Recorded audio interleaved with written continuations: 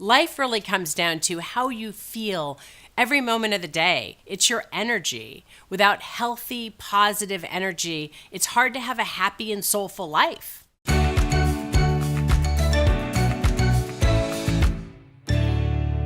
I was introduced to a model about managing energy several years ago, and it changed my life. I used to run 100 miles an hour in work and life for as long as I could until I just burned out and came to a screeching halt.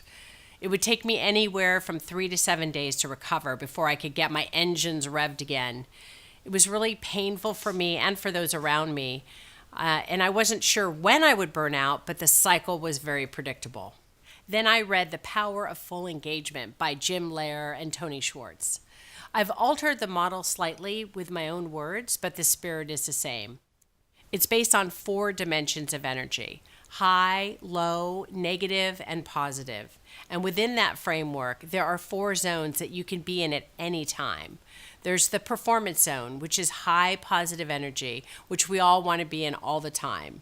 And then the stress zone, which is high negative energy. The burnout zone, which is low negative energy, and the renewal zone, which is low positive energy. I used to think you had to experience all 4 of those zones as a course of life. That the performance zone naturally leads to the stress zone, which naturally leads to the burnout zone, which then requires the renewal zone before you can get back to the performance zone. That's the way I experience life. The truth is, you can only stay in the performance zone for a certain amount of time before you start heading over to the stress zone. And once you're in the stress zone, the negative cycle starts, and you must go through some version of the burnout before heading to renewal and then back to performance. But the way to stop this negative cycle is to make sure you dip down into renewal zone regularly so you can actually live between the performance zone and the renewal zone.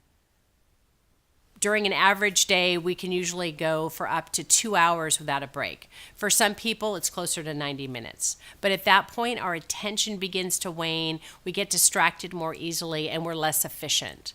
So the mind needs a break. And the break can be as simple as standing up and walking around for a few minutes. You can go get something to drink, chat with your coworkers, step outside to take a few deep breaths of fresh air. You get the idea. We just need to step away, and then we can get back into the zone. This is a mini renewal period, which many of us ignore and just try to push through. But in addition to those mini renewal sessions during the day, we also need rest. So that needs to include sleep and downtime every day. After about 8 hours of work, even with renewal breaks, we begin to experience those signs of stress. So as we all know, some people can hold out longer than others. All of us can usually keep up a crazy schedule during a busy time for a while, maybe even a week or 2, but then the stress kicks in. I can tell when I'm heading towards a stress zone when I sense an increase in cortisol in my system.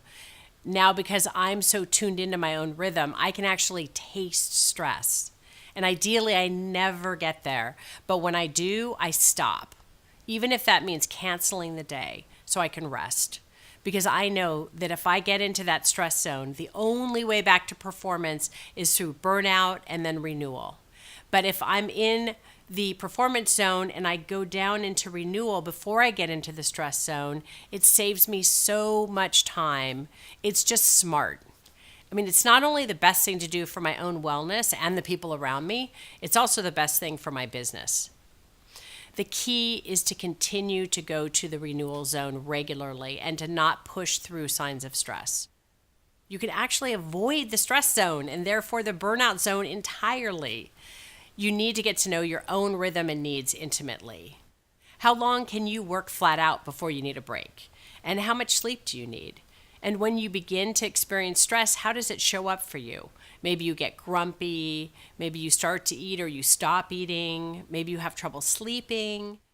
When you really tune into your own rhythm, you can begin to pick up the very early signs of stress and then commit to dropping into renewal immediately.